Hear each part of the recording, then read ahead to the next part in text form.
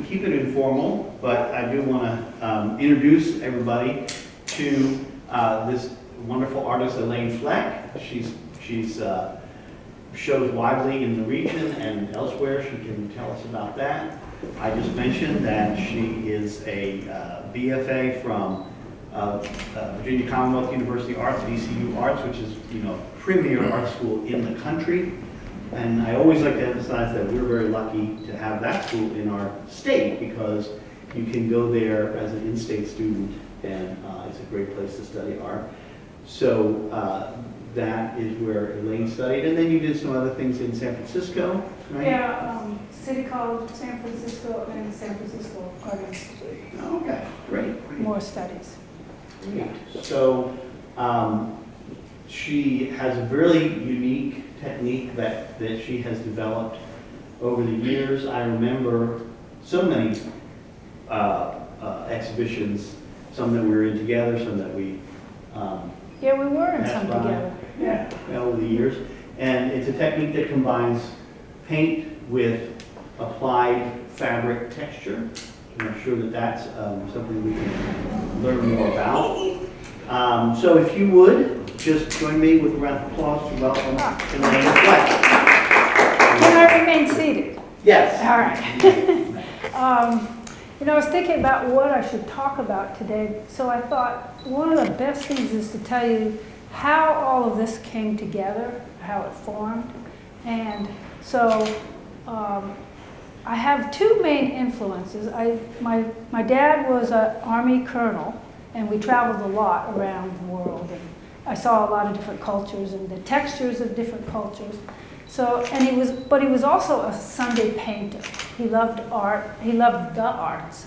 And so he went on sketch trips, and he attended classes. So I got my painting side from him. But from the texture of the fabrics are based in the crafts world, and that was my mom, because she liked all different types of crafts and sewing and all, knitting and all of that. So in the beginning, when I was doing art, I would study, like when I was a teenager, I would study old masters' paintings and cut up pieces of magazines and then puzzle it all back together.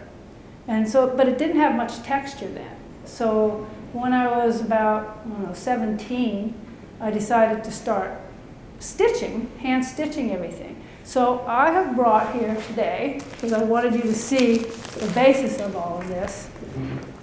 When I was a teenager, I got a hold of one of my mom's magazines, and I entered this contest.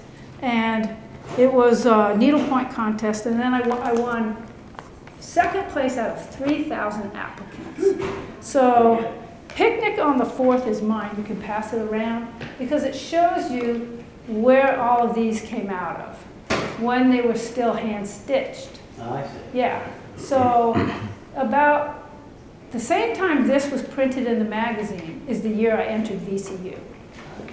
And I was not a confident young student to take hand-stitched work into VCU. Oh, yeah, right. Okay? Right. I was not going to do it. So consequently, my 3 years at VCU, I was rather disgruntled and repressed, because I just did the studies, but I didn't bring my, way of painting forward. And so when I got out of VCU, about, a year or two out of it, I went back to my stitching. And then at one point, I thought, this is taking forever, hand embroidering all this work. So one day, my dad helped me, and we figured out that I could take a piece of fabric using acrylic mat and apply it to canvas. And that is how I merged the art world, oil painting, and the craft world into this. So I love textures. I just love them. I love fabric and all of that.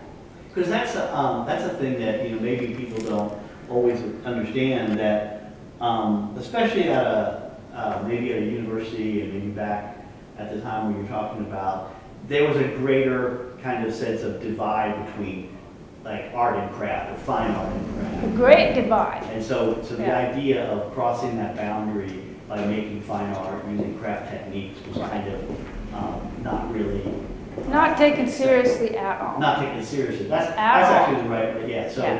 so if you're doing stuff with fabric, well, then you're sort of sidelined into Mhm. one aspect of that craft aspect. You have to And- choose. Yeah, you had to choose. Which but one? You didn't want to. No, and I didn't want to. I Right. mean, there I was, I don't want to use the word stuck, but there I was in the painting department, not painting the way I wanted and not feeling confident enough. And yet, oh, I loved the crafts department too. Mm-hmm. You know, I like the earthiness of the crafts department. And then, you know, the art department is, I think, more refined. Yeah. Okay, so how to merge the two. And I painted for a while in Richmond that way, but then I went out west and refined it further. And it was pretty accepted out there. They had a different openness to it. Yeah. So, you know, and I stayed out there for a while and just kept refining it. And so that's what I've been doing ever since. I think, where am I going from here? I don't know. You know? So this mentioned that you were in Richmond. This magazine thing said somebody good from Richmond. Yeah, I was actually living in Hampton on the Yeah. coast at the So time. Virginia. And then, so you were but then you were out west, California, and Yeah, almost 15 years. 15 years. So that's what I was wondering, what brought you back, or when was it that you moved back? How long ago was it that you moved back to Virginia? I've been here 26 years now. 26 years, Mhm. okay. Yeah, Is that, and that's making art ever since then? making art ever since then. And showing it a lot more. Yeah. That's great. And speaking of showing it, you are a member of the Market Street Gallery. Mhm. So in Roanoke, there's a gallery right on Market Street, I guess, in the downtown area. If you're familiar with downtown Roanoke at all, and It's a cooperative. it's a cooperative gallery, which means it's owned and run by the artists themselves. And so it's a group. I don't know how many the membership is, but it's a group of really great artists that run this place, and that's what, so you can always see your work there, I guess. Yeah, you can. I mean, on average, I guess it changes every 2 months, and maybe people might have six works hanging in their given slot. Yeah. But I like. There's usually a mix, right? There's usually a few other people. Yeah, there's like 30-something artists. Oh, wow. Yeah, it's a good sized group. But I like to show work. I like to show a big body of work. Yeah. So I'm always on the hunt. Yeah, for a And I want to tell you what, I spend a lot of time looking. You know, that's part of the business of being an artist. Yes. You're not just in the studio. You got to get your work out there. Mm-hmm. Right. Yep. It's competitive. Yeah, and you were recently locally at the P&HCC Arts Association, Mhm. where you won Yeah. that award there. Mhm. Yeah, that's great. So you mentioned really briefly about your technique. So you start, I guess, with the layering of the fabric. Is that right? Choosing the fabric, maybe. before that. Yeah. On the more complicated pieces, like which one is more complicated? Well, with the gun. Okay. Mhm. There's a preliminary drawing, and not all of them do I do a preliminary drawing, but for those that are challenging, even I think the one next to the left, and that drawing is to keep me straight, because with the fabric there's a lot of chaos, because I literally just start laying fabric down, and most of you couldn't handle it. Yeah. It's so chaotic, but for me it's very comfortable. I like it because I don't have any of the problems with perspectives or figurative problems, anatomy to deal with. It's the nicest part for me.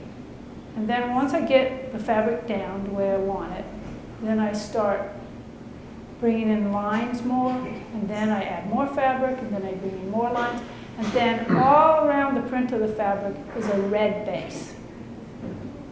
So the trick is to leave the fabric print breathing through the painting, but still build up what I'm painting. Right. Bringing it into Say that focus. again, the red base is what does that apply? What is that? You know, if everybody wants to come see, I'll show you what I mean. So with this one, if you look real close, you can see the fabric. This is the print of the fabric. There's no paint on that. But around it was red. And then I start to build the layers of paint on top of that. So when we see the little bits of red Yeah. coming through, is that between pieces of fabric? Mhm. So the fabric is cut into rather small pieces, like only a couple inches Yeah, across. so that's an a inch piece. across. Yeah. And then you're letting the red show through. Mhm. And you can see it also around the contours of the woman's leg. Right. And now why this is exciting to me is that I make all my students start their painting in red. And why and they, did and they why don't want did to. They They don't want to don't do want it. to. And one of the reasons I do it is for exactly this, is that when it does, there's an obsession to cover it. I gotta get rid of this red, I gotta get rid of this. But in the places where you don't, it is a wonderful bit of flash of color that it kind of energizes the color of the painting. And that's one of the reasons. I mean, I have a few reasons why I have them start with red. I also have because you can't run away from red. And so, Yeah, and it gives it more, it takes away the flatness. Mhm. So if you didn't have it, your painting would be a lot flatter. So it starts to just build up the 3D. Yeah. It starts to do that. And yeah, and I like that flash of red. So that's very gratifying. But also, it provides, so how much more interesting that bedspread is because of those red lines that are in it.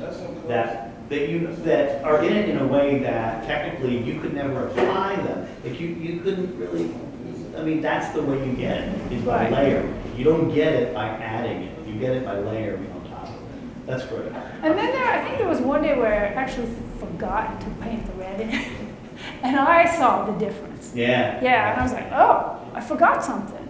And so I went back in and painted it. But yeah, and I didn't always paint red. I don't remember what point I changed. And I may not always paint that Yeah. way. I might change it again. But for now, this is how it is. And then this painting, if you look very closely, it's got text. Yeah, that's new. Oh, okay, so it's new. That's So what I do is, I make my pilgrimage to Joanne Fabrics in Roanoke, and I hit the quilting section, and oh my gosh, because there's batiks, there's ones where it's been printed in French, there's, they're just musical notes, insects, all that. So I don't like to cover it up, and I actually take a tiny brush and go sometimes around the words. They don't have any reason. When I have the show at Alexander Heath, they're asking me, so what's the reason why you have almond milk in there? Why milk? There's no reason. It just, to me, it's just out there in the world. The words are always floating out there, just like insects and waves or clouds. It's everything else. So that's why I included them in paintings. Yeah. And that reminds me, and this is totally something that just hit me.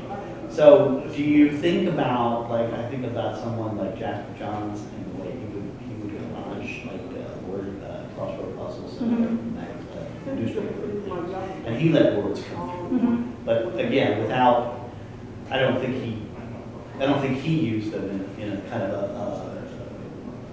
a way of conveying a meaning. They were just meant to be a base, like you're talking about. Yeah, it's just the a base. environment. It's just part of the environment.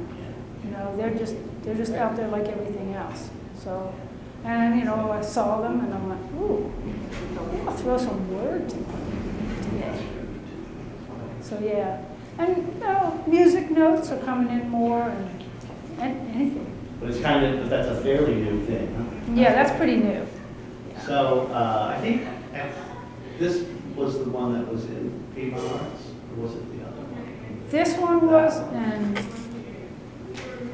Deer hunting. both Deer of hunting them. with Oh, baby okay. Jesus. Okay, they both of them. Yeah. Okay. Yeah. So that's pretty interesting. Okay, that's so you've got sort of some figures, you have some still life, you have some of these, then you have these kind of interesting composite images. Yeah, I don't have, I mean, there's so many more I have at home. Sure. So, but these are the ones I chose for this show. And so there's figurative, there's a little still life. I got into crows.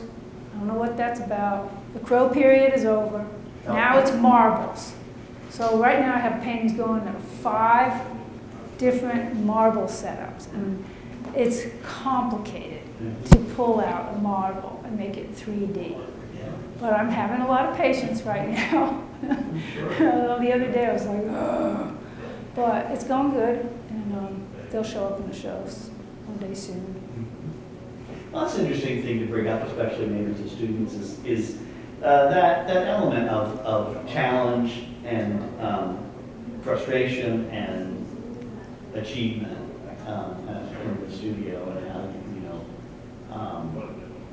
you take on something like marbles, which is automatically going to be just difficult. Complex. And one of the things I always sometimes like to say about like doing something like that is like, you could just not.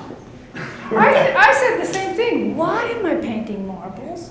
I don't know anybody who takes on something so complicated. Right. But then I just cooled myself off and just hunkered down, and I no longer paint with any radio on. I don't have any music on. I don't listen to the radio. I don't want to know about the news. It's all about just what I'm painting, and that gives great concentration to something like marbles. And yeah, I made the choice to make them super realistic with all the fabric in there. Mm. Yeah, and all the words. They're still there too. Right. But And so does that maybe though lead to a heightened satisfaction at achievement? yeah, when they start to come together, but Right. if they're not, and I'm not getting it, then I would advise any of you when you're working on an art project and it's not going well, walk away. Stop. Okay?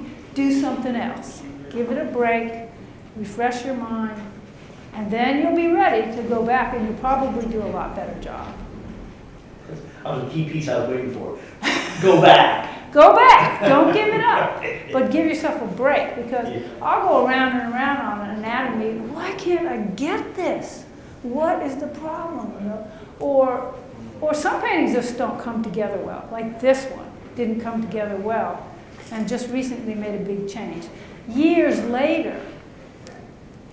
Now I've covered up a lot of paintings, but some of them I've gone back to and are adding things, and the painting might be 15 years old. Yeah. And then come back and you're able Come to back. resolve it then. Yeah, With fresh better. eyes, Yeah, fresh with eyes. fresh eyes, But some are a hopeless case. Yeah, well, Some are that's going to right. go. They're just not staying. But yeah. So, do people have questions for Elaine? Whether about anything about the. I see something ticking in your mind. Well, it's just the fact that we said that the painting is not coming in deep, and it goes back. That's what I'm having trouble with. It's not. Say that again. It's not. The fact that you said that when you have trouble with painting, you step back and then come back to it. That's Yeah. what I'm having trouble with paintings right now. What trouble are you having? It's just, I want it to be perfect. I have this thing that it has to be perfect. So what does perfect mean? I don't know. I see you all laughing. What does that mean?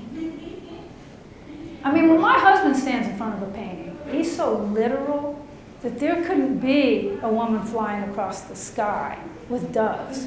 That's like, why? And so that's his idea. Well, why not? of That's what- his idea of perfect. Right, because it's not conforming to like Yeah. the laws of physics. It's So right. it's Yeah, you not- can't do that. Right. Exactly, not the laws of physics. Right. So what is not perfect? Well, what is perfect? I just like doing everything detailed, and if it doesn't look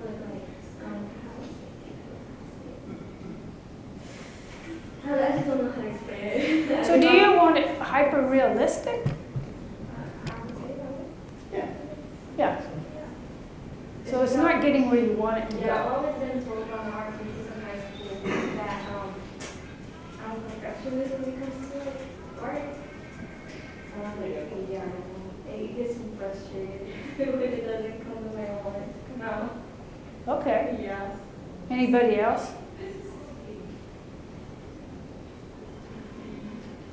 Anybody have questions about other things, about like for example, just like school related, like transferring and VCU, and what it's like to go to an art school? I mean, Does anybody want to go to an art school? Oh, you do? VC, you want to go to VCU? Oh, okay. So what department do you want to be in? Either graphic design or just like studio arts. Mm-hmm. Yeah, the graphic design, I don't know too much about that. That's changed a lot. Oh, yeah. Yeah. Yeah. And when you go, they, what they do now, they, in your foundation year, your first year, they make you take classes in several different disciplines. So they make you Yeah. take drawing, but they also make you take like animation type class. They also make you take photography and sculpture. And because a lot of times the incoming freshmen, they know what they're comfortable with, they know what they like, but they may not have ever tried something else, and they want to make sure that everybody tries everything. You know, so, Like I had to take jewelry. I was terrible.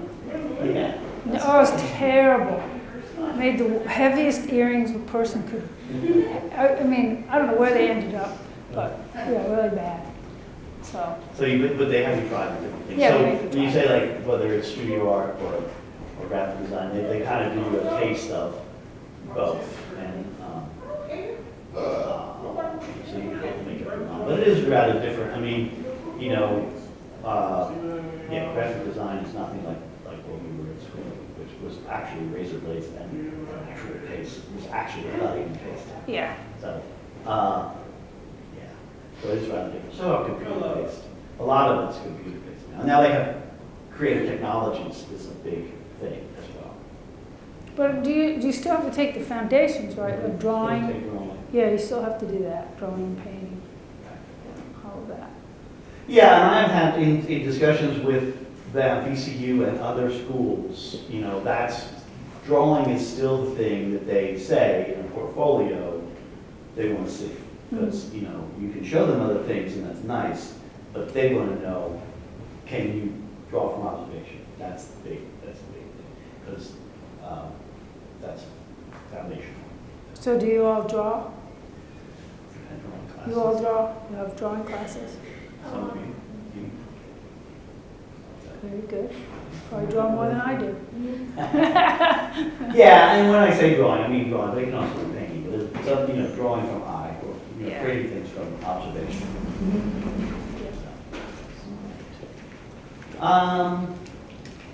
Okay, well, I guess that's pretty much it, but we've done all the questions. But we have a newcomer. Any questions? Are you going to VCU? We're talking about, what is your major? Just jewels. General studies. But you take it out, are you gonna take some more art classes? Good. So I put you on the spot, but we're done putting Elaine on the spot, we're gonna put you on the spot because you came in. So you have all women. Where are your, Not where are many, your young men? not many. No young men headed to art school? Well, I have one student who's not here. And he is, I don't know why he's not here, he's generally good attendance, but he's not here today. But right now, yeah, I got a lot of students. Good. Very good. That's nice. Yeah. So, yeah, we were just kind of wrapping up, and just asked if we had any questions. Anybody else? All right, I'll try to pull something out. Well, just so what is next? What is your, do you have something lined up? No, I don't, except for marbles, that's it right now, and redoing some paintings. I think I need to get out there and see new visuals, because if you just stay in the studio, you're not going to get them. So you have to get out there. And what does that mean for you? Does that mean see other art, or does that mean see other experiences, nature? Or...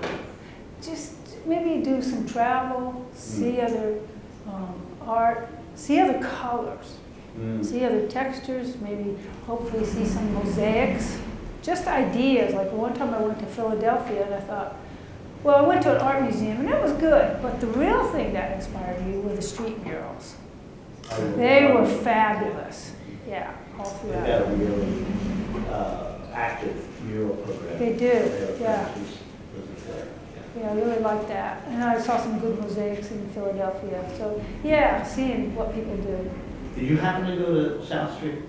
And it's kind of the hippie district. No, what was that? Oh, okay. Well, there's some mosaics. I don't think I did. I don't know There's where some it was. mosaics. Did you, there's a street that's got all kind of hip type stores. That might be where I was, because Yeah, there and was there's some great. one place where you get the owner of this building has just covered it with Yeah. mirrors and tiles. That's it. I saw Okay, that. so- That was so that's fabulous. on South Yeah, Street. that was fabulous. Yeah. So that kind of, seeing those kinds of things. And just having, visual experiences of, that's how some of these come up. I was lucky to move into my neighborhood immigrants from Bhutan. And when they first came in, they were all wearing their long outfits. And so this painting, this one right here, Vishnu with her chili peppers, and the one next to it are my neighbors who agreed to model for me. And her across the way, laying down on a couch. So, There's quite yeah. a community there in South West. Yeah. Immigrant community. Yeah, we have Afghani immigrants right now. But their outfits are not nearly as colorful as my Bhutanese neighbors, who have since moved on because they move on and get houses or jobs elsewhere. But yeah, so that was lucky to have that. And for some of the other images, I just don't know where they come from. Sometimes they just pop into my head, but they've probably been collecting and brewing for a while. Yeah, so what kind of time span, like earliest to most recent, are these paintings? The oldest, probably him, probably this guy. And that's from about an approximate year for that? Well, it's hard to say because I had a hard time getting his skirt figured out. I've changed it many times. And then I didn't like his fingers, how he was holding his flute. So I put him at 2017, but he's probably later than that. Oh, okay, so not, so that Or that's earlier pretty than far that, now. earlier. I forget, it's 2023, so that's 6 years. Yeah, he might be even 10 years old, but I kept changing things. So And then the most recent is like this. the most recent is,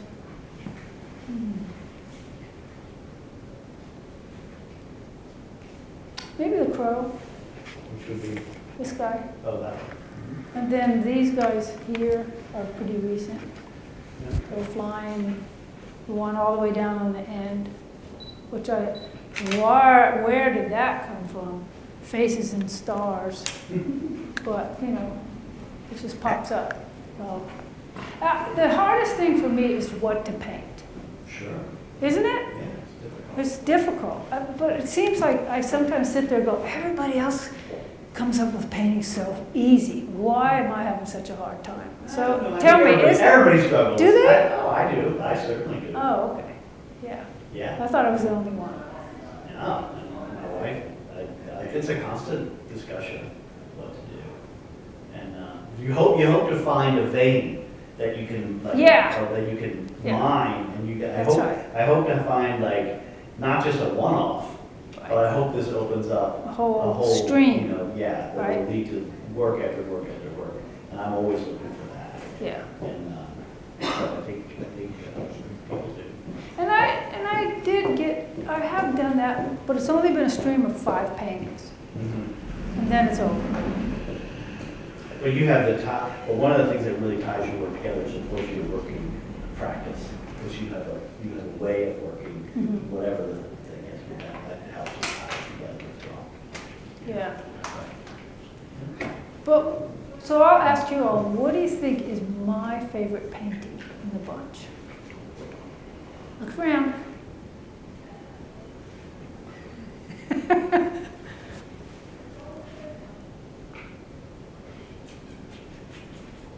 Actually, there's two. Your favorite. My two favorite. Yeah.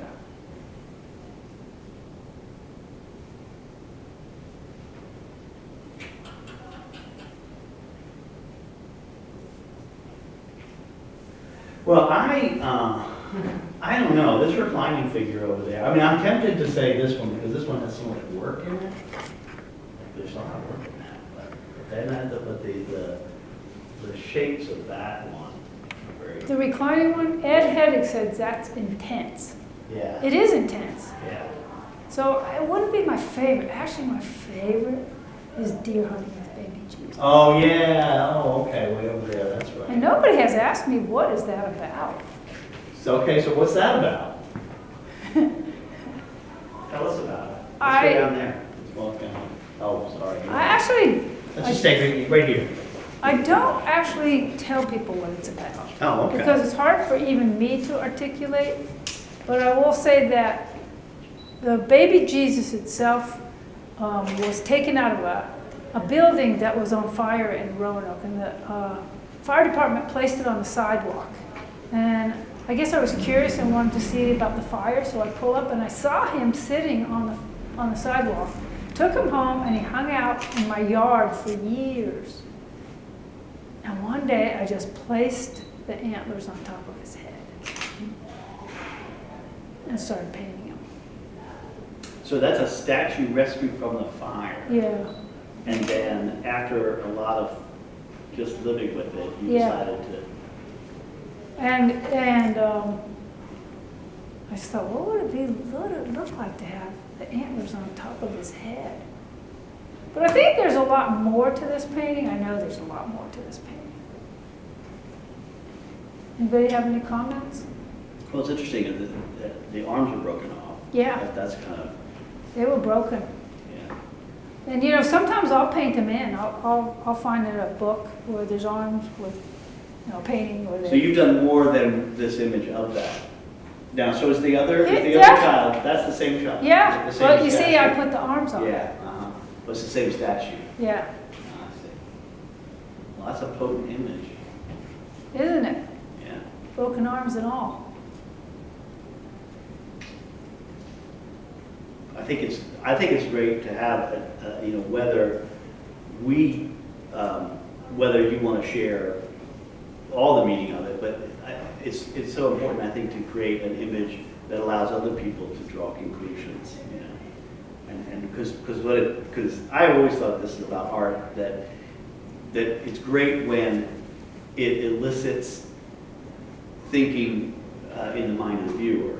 I mean, the artist has maybe ideas about what they were intending, Mhm. but if you can make something that is either enigmatic or provocative, that then provokes thought from someone else, that's really great. And I think that an image like that certainly does. Yeah, it does.